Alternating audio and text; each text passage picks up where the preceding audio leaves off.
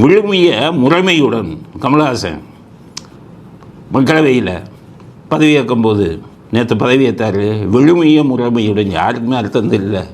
சும்மா இந்த இப்போ இதில் திமுகவை சேர்ந்த இந்த இலக்கியவாதின்னு திமுக சார்பில் ஒரு சில இவங்க இருக்கான். அவன் வந்துக்கிட்டு ஏதோ ஒருத்தன் சொல்கிறான், எதுவும் கரெக்டாக இல்லை. விழுமிய முறையுடன் எவன் எழுதி கொடுத்தான்னு தெரியலைன்னு சொல்லிக்கிட்டு இருந்தோம். ஒருவேளை கமலஹாசனின் புது கண்டுபிடிப்பா அப்படின்ட்டு இன்னமே ஃபார்மெட் வைங்க, கண்ட வேலையெல்லாம் வந்து கண்டதையும் எழுதி படிக்கிறான்னு சொன்னோம். ஏன்னா உதயநிதி வாழ்க சொன்னோம், ஸ்டாலின் வாழ்கன்னு சொல்லி. இன்றைக்கி இன்னொரு பெண் வந்து விழுமிய முறையுடன்கிறாங்க. நான் இப்போது ஏற்கவிருக்கும் கடமையினை நேர்மையாக நிறைவேற்றுவேன் என்றும் விழுமிய முறைமையுடன் உறுதி கூறுகிறேன். அப்போ தான் தெரியுது திராவிடத்தை சேர்ந்தவன் தான் எழுதி கொடுத்துருக்கான் கமலஹாசனை படிக்க சொல்லி. இன்றைக்கி திமுக சார்பில் பதவி ஏற்கிறாங்க. அதாவது கவிஞர் சல்மா அப்படின்னு ஒரு பெண்மணி, அதை கவிஞர் சல்மான்னு போடும்போது ஊரை ஏமாத்துறதுக்கு ஒரு முஸ்லீம் பேர் மாதிரி இருக்குது. இஸ்லாமியர்களை உங்கள் இஸ்லாமியர்களுக்கு ஒரு இது பிரதிநிதித்துவம், அதனால தான் கவிஞர் சல்மா போட்டிருக்காங்கன்னு பேசினான் திமுக. அதிலலாம் இஸ்லாமிய பிரதிநிதிக்காக இப்போ இஸ்லாமியர்கள் ஞாபகம் உங்களை போய் முட்டாளாக்கியிருக்கான். ஏன்னா அந்த கவிஞர் சல்மா என்ன பண்ணுறாங்க, இன்றைக்கி போய் பதவி ஏற்கிறாங்க. இன்றைக்கி போய் பதவி ஏற்கும்போது ராஜாத்தி என்னும் நான்கிறாங்க. மாநிலங்களவையின் உறுப்பினராக தேர்ந்தெடுக்கப்பட்டிருக்கும் ராஜாத்தி என்னும் நான். அப்போ சல்மாங்கிற பேர் என்னாச்சு? இந்த திமுகவில் இருக்கிறவனுக்கு பூரா இதே வேலை. ஒருத்தனுக்கும் ஒரிஜினல் பேர் இருக்காது. பேர் ஒன்று வச்சுருப்பான், தட்சிணாமூர்த்தின்னு வேறு வச்சுக்கிட்டு ஒரு கருணாநிதினு அப்புறம் வச்சுக்கிட்டார். இவர் வந்துக்கிட்டு சாமி துரைன்னு ஒரிஜினல் பேரை மாற்றி ஸ்டாலின்னு வச்சுக்கிட்டார்.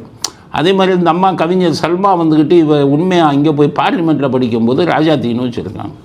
ஒருவேளை கட்சி தலைவர்களுடைய குடும்பத்தை சேர்ந்தவர்களால் அந்த பேரை வச்சுக்கிட்டாங்களா, இல்லை உண்மையிலேயே சல்மாவா, இல்லை உண்மையிலேயே ராஜாத்தியா தெரியல.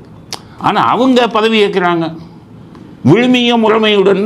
கமலஹாசன் சொன்ன அதே வார்த்தையே இன்றைக்கி சொல்லி பதவி ஏற்கிறாங்க. அப்போ இது திராவிட வார்த்தை, கமலஹாசன் சொந்தமாக கண்டுபிடிச்சது திராவிட வார்த்தை. அதனால் விழுமிய முறைமையுடன். இனி இவங்க எல்லாம் எவன் பதவி ஏற்றாலும் விழுமிய முறைமையுடன் விழுமிய முறையுடன் அவனுக்கும் புரியாது நமக்கும் புரியாது, இப்படி ஊரை ஏமாற்றிக்கிட்டு சொல்லுவாங்கன்னு நினைக்கிறேன். அதனால் இப்படி ஒரு பதவி ஏற்பு இன்றைக்கி முடிஞ்சது.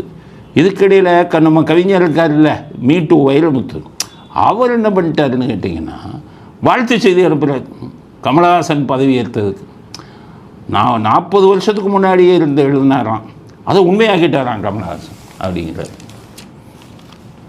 என்ன சொல்லியிருக்கார், கவிதை பார்க்கலாம்ல, மீட்டு கவிஞரின் கவிதை என்ன, கமலஹாசன் பதவி ஏற்றதை பற்றி அப்படின்னு பார்ப்போம். முதல் கவிதை என்ன சொல்கிறாரு, இவர் எழுதினாராம் கமலஹாசனுக்கு 40 வருஷத்துக்கு முன்னாடி. நான் வெற்றி பெற்றவன் ஒரு படத்தில் எழுதியிருக்காரு, இமயம் தொட்டு விட்டவன் அதுதான் எழுதியிருக்காரு கமலஹாசன். அது இன்றைக்கி உண்மையாகிடுச்சுங்கிறாரு.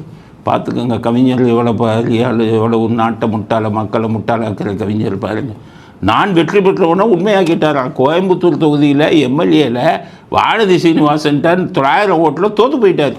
எம்எல்ஏ தொகுதியில் தோற்று போயிட்டார். ஆனால் இவர் மீட்டு கவிஞர் சொல்கிறாரு, நான் வெற்றி பெற்றவன் எழுதுனதை உண்மையாக்கிட்டாரான் எம்பியாக வந்ததில்.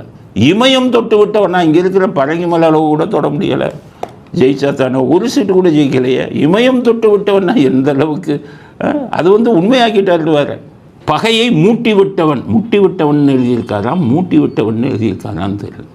பகையை முட்டி விட்டவன்கிறார். எங்கே பகையை முட்டி விட்டார்? பகையை வந்துக்கிட்டு கருணாநிதியையும் ஸ்டாலினையும் திமுகவையும் காய்க்கு வந்தபடி திட்டிட்டு பகைமையை எங்கே முட்டினார் போய் காலில் விழுந்துட்டார். உதயநிதி ஸ்டாலினை கூட்டிகிட்டு போய் காலில் விழுந்துட்டார்.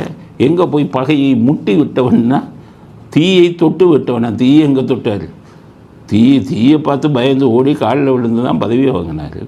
இதையும் வெக்கம் இல்லாமல் வைரமுத்து சொல்லி நான் எழுதுனதை பூரா அவர் சாதிச்சிட்டாரு, உண்மையாக்கிட்டாருன்னா அப்போ நாட்டில் படிக்கிறவன் எவனும் இல்லை, அறிவாளி எவனும் இல்லை, நீங்கள் என்ன சொன்னாலும் கேட்டுக்குவாங்களா? எழுதுனது பூரா பொய்ய கமலஹாசனை பற்றி, ஆனால் அதெல்லாம் உண்மைன்னு சொல்லி கமலஹாசனை பற்றி ஒரு கவிதை இன்றைக்கி பதவியேற்றதற்கு எழுதியிருக்கிறார்.